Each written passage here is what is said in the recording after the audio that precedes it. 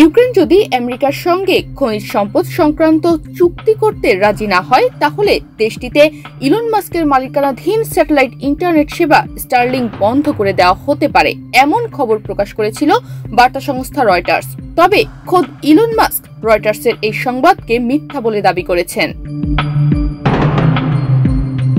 তুরস্কের রাষ্ট্র পরিচালিত সংবাদ সংস্থা আনাদুল এজেন্সির প্রতিবেদনে বলা হয়েছে, ইলন মাস্ক তার সামাজিক যোগাযোগ মাধ্যম এক্সে পোস্ট করে লিখেছেন এটি মিথ্যা।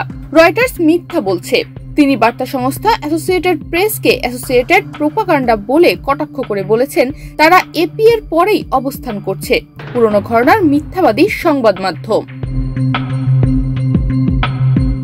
এর আগে রয়টার্সের প্রতিবেদনে দাবি করা হয়, আমেরিকা ইউক্রেনের গুরুত্বপূর্ণ খনিজ সম্পদের ওপর অধিকার পেতে মরিয়া হয়ে উঠেছে। এ প্রসঙ্গে আলোচনার সময় মার্কিন কর্মকর্তারা স্পেসএক্স মালিকানাধীন স্টারলিং পরিষেবা বন্ধ করে দেওয়ার হুমকি দিয়েছেন। রয়টার্সকে 3টি সূত্র জানিয়েছে, ইউক্রেনের প্রেসিডেন্ট ভলোদিমির জেলেনস্কি মার্কিন অর্থমন্ত্রীর প্রস্তাব প্রত্যাখ্যান করলে স্টারলিংকের ইন্টারনেট অ্যাক্সেসের বিষয়টি আলোচনায় আসে। স্টারলিংক যুদ্ধবিধ্বস্ত ইউক্রেনের সামরিক বাহিনীর জন্য গুরুত্বপূর্ণ ইন্টারনেট সংযোগ সরবরাহ করে। 2022 সালে রাশিয়ার হামলার পর মাস্ক হাজার হাজার স্টারলিং টার্মিনাল পাঠিয়ে ইউক্রেনের ধ্বংস হওয়া যোগাযোগ ব্যবস্থা পুনরুদ্ধারে সহায়তা করেছিলেন। তবে 2022 সালের শেষ দিকে তিনি ইউক্রেনের যুদ্ধ পরিচালনা কৌশল নিয়ে সমালোচনা করেন এবং স্টারলিংকের পরিষেবা সীমিত করেন।